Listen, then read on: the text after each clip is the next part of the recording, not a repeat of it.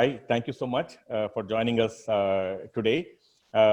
This is the Startup Insight series, Fire Up, that is jointly organized by Triplety's Center for Innovation and Entrepreneurship and Succeed Innovation Fund, the fund that Triplety has helped set up along with Succeed Ventures. So thank you so much, Sai, for joining us. My pleasure. And given your background, I think we're quite excited about the topic also today that we are looking to discuss, which is strategies for business development. I mean, it's a very broad term. Everybody knows kind of what it means, but I don't think it's really that well understood, which it must be understood. And the strategies for business development is even less so. So I think it's a good thing that we're going to kind of dispel some of the confusions around that. So just to get started, Sai, so let's just define what is business development at a very high level, so that sets the context for the rest of the discussion. Yeah, great. So maybe let me try giving an analogy, right? Hopefully that kind of resonates with people, as with most analogies, right? So say if you're creating a product, right? So let's say we are creating a electric vehicle which is specifically targeted for experienced people or people who have been in the industry, and that's the customer that we are actually targeting. And then you look at the markets, there are going to be people like that globally, right? So you look at a segment that is available not just in India but globally. And then when you're looking at say electric vehicles, then you might say, hey, you know what, they require a lot of different relationships to actually make that work. Now this is in essence in terms of the customers, markets, and the relationships are actually what drives business development. Now you might say, what about marketing and sales, right? So marketing is essentially getting those customers to actually understand what you're trying to sell and what you're trying to do, right? So it is about creating the brand value and brand value proposition for you to be recognized in the market as somebody selling that product. And then sales is essentially when you or me or our segment essentially goes and wants to buy that product. They essentially drive the correct pricing, discounting, etc., for us to actually buy it. So sales is at the back end of the process. Now, what has really happened is a lot of this gets combined. At least at the early stage, it's the founders who have to drive all of these elements, because it's quite you don't have like a large company where there's a separate marketing department who kind of have metrics around brand recognition, brand value, etc., or a large sales team which is being measured around how many sales they close. So at the early stage, it's all about the founders and the founding team really driving all of these things in a conjoined fashion. So at a high, I mean, if you have to just look at it, if you just to summarize the definition, so between business development, marketing, and sales, what are the, I mean, I know there's a lot of overlap, but at a very high level, what is business development, what's marketing, what is sales?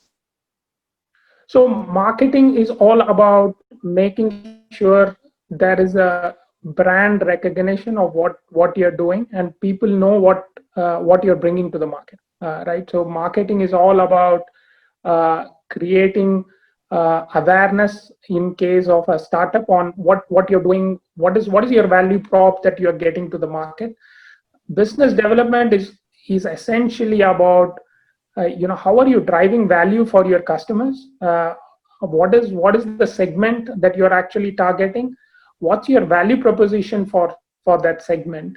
And then which markets are you actually going to tackle? What's the sequence in which you're going to tackle it? Because you might say, hey, I want to be global. But when you're a startup, you need to tackle from a standpoint of, how do I get my product market fit done first, right? And you don't want to do that at a global scale and fail spectacularly and spend huge amounts of money, right? And nobody's going to fund to do that. So it is about really identifying the initial market and the segment so that you can get your product market fit done. And then sales is all about essentially going after that segment and really validating it and selling it. Will they pay money for what you're selling, right? People might say, hey, I like what you're trying to sell, blah, blah, blah, but will they pay money and what's the price point, right? So business development is at the startup stage, it's about creating a lot of those segmentation, those data points. But marketing and sales enable you to make sure you can validate and get that done. So business development is the bigger picture of developing business. Marketing is the strategies, and sales is at a very low level execution. Right? Would that lay it out? Okay. So now with that kind of terms in place now, so business development is broadly the idea of developing your business and markets and affecting your revenue. So which includes a little bit of experimentation upfront. From there, you devise your strategies, you have your theories, you experiment, validate, and then confirm your marketing strategies. And then once you confirm, go and execute in sales. So that is broadly business development. Now, what is the process of devising a strategy for business development? So when you define the strategy, I mean, let's talk about the different stages, right? So as a startup, when you have an idea, your approach to business development would be around, what is the problem I'm actually trying to solve, and who am I solving it for, right? So and those two answers to those questions will also drive you. What are the markets you need to target to solve that problem? Correct. So from an approach perspective, at the early stages, it could be market research, or it could be a personal experience as well, right? You think, hey, this is a problem I'm facing, I'm trying to solve it. A lot of entrepreneurs go through that journey, right, where they see a problem, they try and solve it, and then say, does everybody have this problem, right? And that's part of exploring that product market fit and developing that strategy around how do I validate that? How do I reach out to the people that are very similar kind of profile to really understand whether this is a wider problem, or is it just me being pretty pedantic about it and wanting to solve that problem? So that's part of the initial stages of approach. And as you mature, what you would start to see is, hey, your product and market fit has been validated. So then your approach and strategy changes for business development as well, right? So then you start to look at both a mixture of market data, also insights coming from your marketing, but also around which are the other markets you actually want to go after, where the problem statement is very, very similar. And then you start to look at partnerships, you start to look at relationships which can actually help you achieve that. And this scales up as you go from being a startup where you're getting your market validated to a scale where you're at a Series A, Series B, Series C, right? Where you start to really see whether your product can actually fit in other contexts, whether you can expand your product, because it's a continuous evolution from that standpoint. So you're right. I think as the evolution startup evolves, the approach to business development also changes. But let's look at the very early stage. I mean, first revenue, the stage of first revenue. What is the strategy in that stage? What should they be thinking about as they decide on getting their first initial set of customers from a business development strategy standpoint?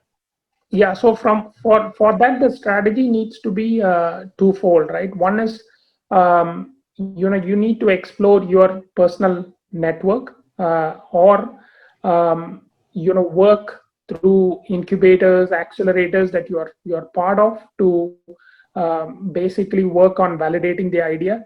Obviously, social media is a great way to actually do market research and also validate, right? Reach out to people through surveys and other methods to actually find out whether the problem you're trying to solve is a wider problem, and is that something that people would want to engage in conversations, right? And a lot of the early stage is all about even though we call it strategy, a lot of it is around tactical, right? So you need to really find through your networks, through your broader networks, right, to find people who have a good enough understanding of the problem you're trying to solve, to give you feedback on is this something that is going to be valuable for the marketplace? Is this something that people are going to pay for as well? So, so in the early stages, I mean, it's at some level an intersection of your value proposition, where you think is which segment has the most compelling value, and an intersection of that segment with your network, because obviously you have to have an access to them, whether it's a personal network or network through your advisors and mentors or through the incubators you're connected to. So this intersection, I think, so they need to study, look hard, understand both before they devise an initial business development strategy. Where is the value prop? Correct. And then where are your networks? And then accordingly devise your early strategy. Okay, I think that's a great start. I mean, a very, very pragmatic approach. Now, as they grow, how does this business development strategy change? I mean, like from the initial revenue, they get into like kind of early scale, they get into early growth and then growth. How does this whole strategy change? The business development strategy, how does it change as the startup grows?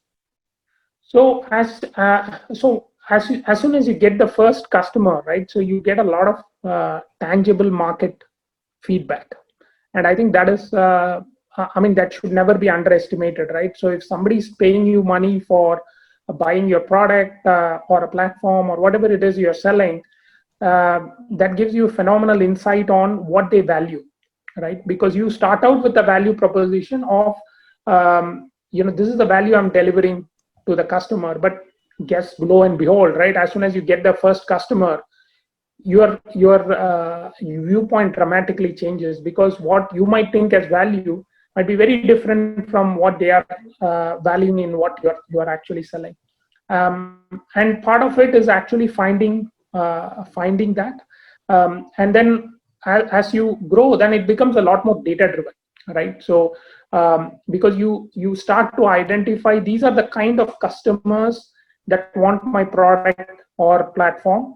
So you can start to really segment your customer base, really go after, then work maybe with some of the marketing folks to really target those segments, because a lot of that is about lead generation, right? So can I fill my pipeline for the business development folks to actually have conversations with potential customers, share with them the value proposition. Then you get a lot of feedback, right? People will say, hey, no, I'm not interested. But also part of it is probing around why they are not interested, right? Is it because they don't see that as a current problem? They have a solution, it doesn't fit their needs, or is it just a simple case of you're calling it the wrong budget cycle, right? So there could be a different set of nuances based on whether it's B2B, B2C, etc., right? So it is about understanding a lot of that, and it starts to become very data driven, in my view, right? So you get a lot of those insights, and then essentially a lot of from the sales process, you start to fine tune on some of the pricing elements. Am I offering enough value for the customers, or are they seeing that this needs to be at a different price point for them to agree to buy it? And then you also start to see competition coming in. I mean, either competition is already there, in which case you need to understand what the competition is doing. How are they positioning themselves? Are you and it starts to become a question of the balance between growing the top line and the bottom line, right? So you start making those calls as part of the business development strategy. And a lot of that is about making sure you have enough metrics across the organizations for you to measure.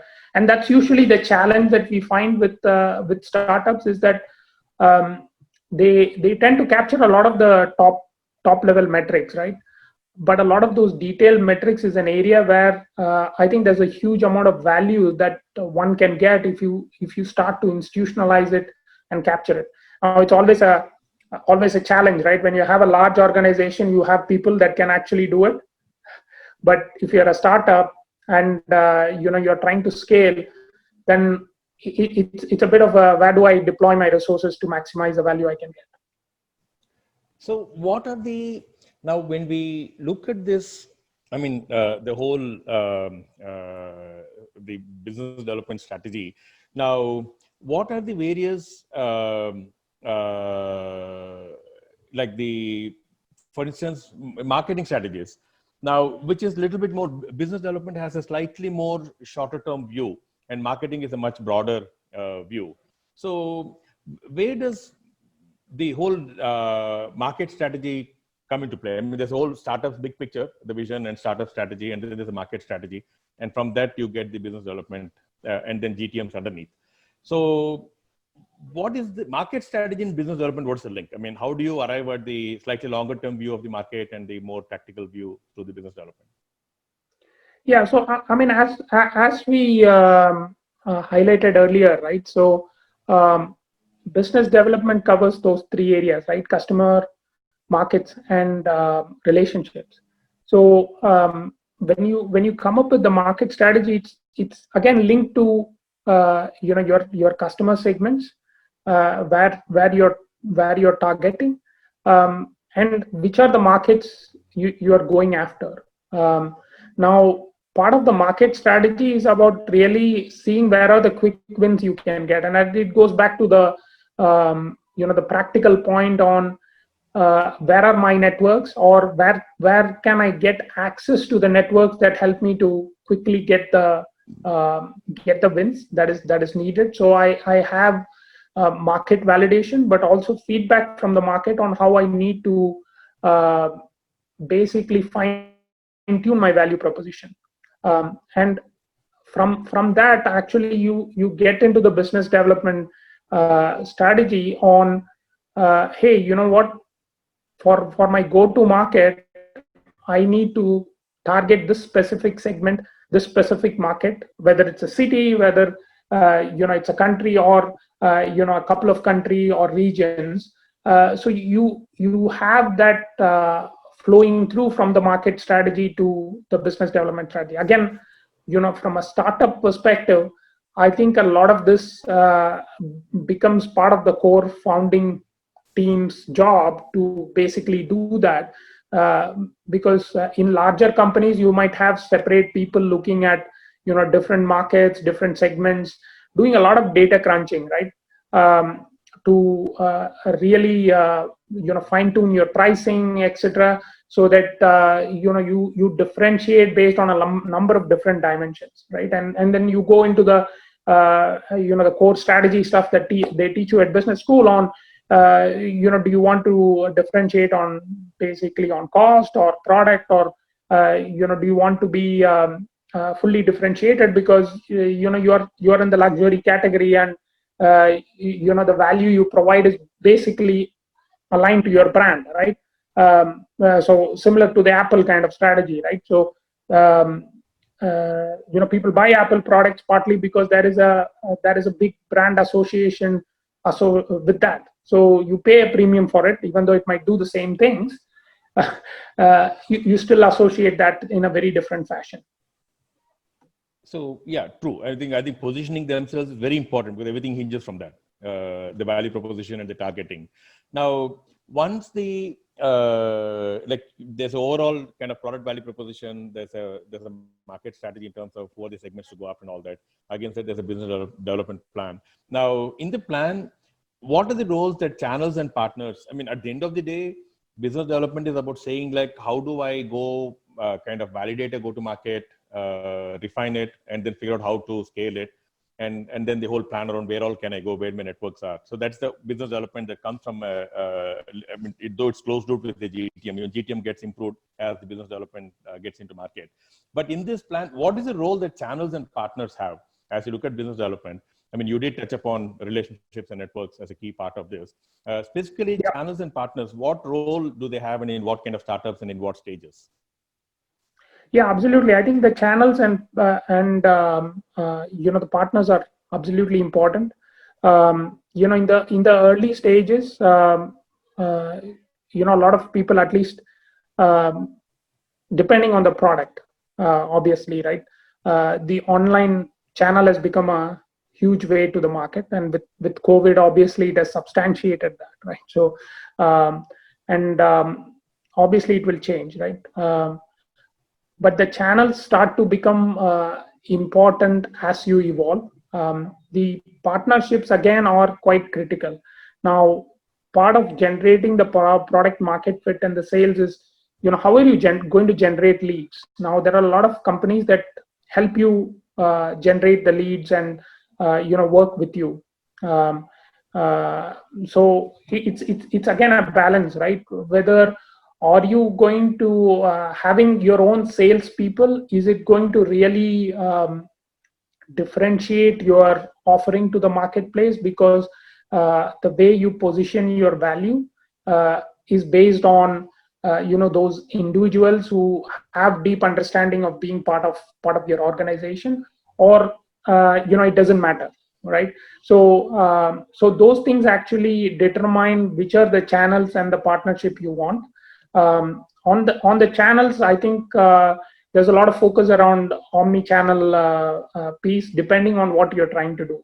Now, if you have a physical widget that you are actually selling, then it starts to become a mixture of different channels you need to target. One is around the online mechanism, and then also around building physical presence. And how do you build physical presence? Again, through partnerships, right? Rather than going in for building your own physical space, you could work with partners to actually do that. And while if you're, say, selling software, right, or a software as a service, then you don't really need a physical presence, right? What you need is more an online channel to make sure people are aware, and you create a very compelling experience for people to be onboarded, people to test out your software, people to be very comfortable about it. So, but you might still need partners who would help you to identify the right companies that you can actually work with and drive value for you and for the client organization as well. So now in this, so channels, of course, like you said, are important, and then finding out value channels where there's some complementing product or they take to a very large, significant chunks of market. So that's again, there again, there's a value proposition. You don't want to be shortchanged. So there should be careful evaluation. Either they give you good access to a very large market, so you're willing, then you can even go lower on your price, or it's a very nice high value complement. They will take you to market, but there's also value complement that's happening, so you can charge higher. So figure out those channels is a good thing. Now, in the initial days, like you said, founder plays all these roles. Now, founder has to look at the overall company strategy, product strategy, market strategy, and short-term business development, channels, and sales, just about everything.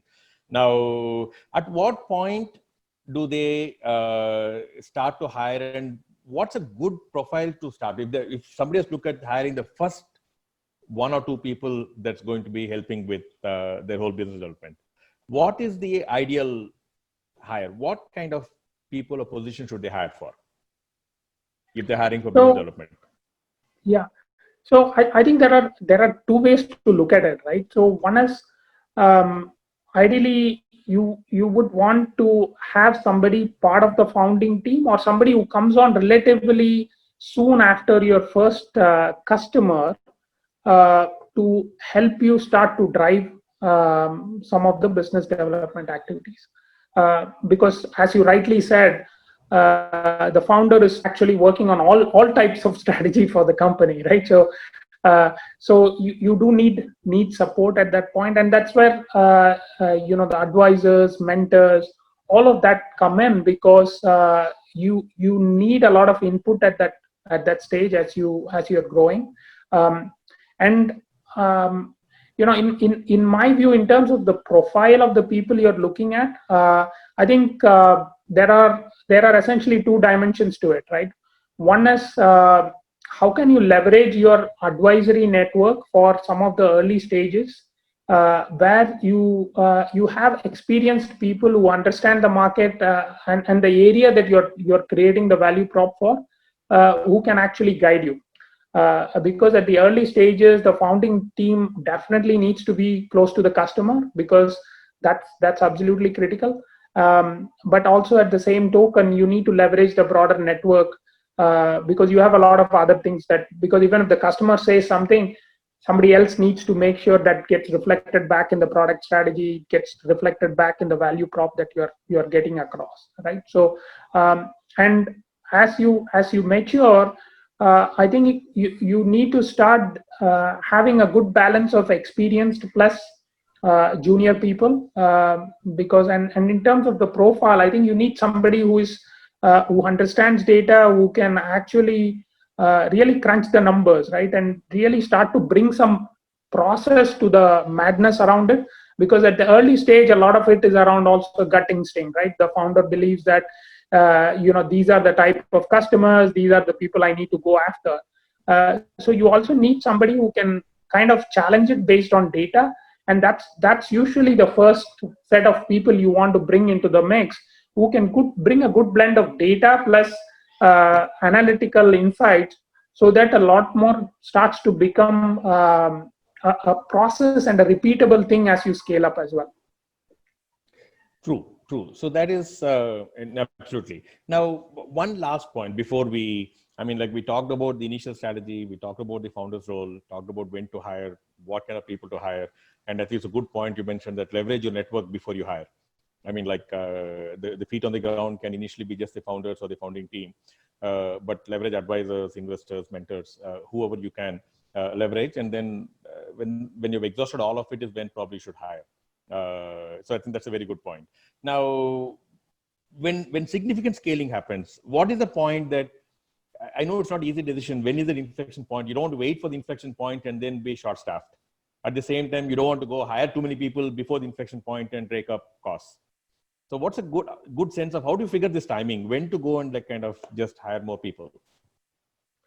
I think part of it, I think that's a great point, right? In terms of finding the right timing for it, because staffing up too early is a big cost, has a major cost implication for the company, right? Mm-hmm. So I would say there is a good balance. Sometimes you want to really try working out with some consulting. I mean, we are in a gig economy, right? So you could potentially leverage experienced people who are available for a period of time at the appropriate stages, where they can bring you specific insight for the scaling conversation. I mean, my personal view, at least, is it's always a delicate balance, right? Because as you evolve in your journey, I think if you're at a Series A kind of point, I think you really need to invest in a lot of people to scale up, because you've already tested the market, you've already got to a point where you're really well. I think it's pre-Series A, Series A. I think it depends on what your revenue numbers are and how you're doing. Where is your path to profitability? Correct. So I think those are the stages when you really want to invest in a lot more people in the area. I think before that, it is about being creative, right? How can I leverage a flexible model to achieve what I want to achieve? Yeah, low risk channels, either channels or partners or independent resources, like you said, gig economy. Find people that are willing to do it for a referral fee or such. So where you don't try and do it as much as you can without upfront cost to you, even if it means lower margins. Do that first, and when the traction is there, then only go and hire. I think it's a good point. Very good point. Yeah. So because there are many ways to get to the top line. Obviously, all of that might have an impact on your, to your point, on your bottom line. But at the early stages, it's all about top line growth and capturing market share and making sure you have a good foothold in the marketplace. And there are multiple ways to actually build the cat, right? So. Mm-hmm. True. I think it's at the end of the day, the only measure of success is like how much revenue, how many customers have you got, and how much revenue have you clocked. Exactly. So, and everything is towards that, and do it as cost effectively as possible. Just that in the early stages of a startup, I don't think profit or margin is a consideration, but upfront cost is a big consideration. Can you do it with as little upfront cost as possible? And at some Exactly. point, when the scaling happens, is when you look at the margins and such. But initially, it's more about upfront cost. Any revenue Exactly. is good revenue, even if you don't make money out of it in the early stages. Yeah. So I think Yeah. it's a very, very difficult area, and I think you highlighted some of the considerations and things that the founders need to be aware of. So, Sai, thank you so much for taking the time and joining us in this series. It's a Startup Insight series. Each week, we pick up a topic and get an investor or a very successful entrepreneur or a mentor to come and talk about it, share their insights. So thank you so much for kind of decluttering the whole business development domain. Thanks, Ramesh. It was a pleasure talking to you. Thank you so much. So, ladies and gentlemen, that was Sai Sundaram, very active industry professional, was chief operating officer of a group in UBS, one of the groups within UBS till a few years back, and then now is a very active investor mentor. So, Sai, thanks for joining us today. Thank you very much. Take care. Cheers. Bye-bye.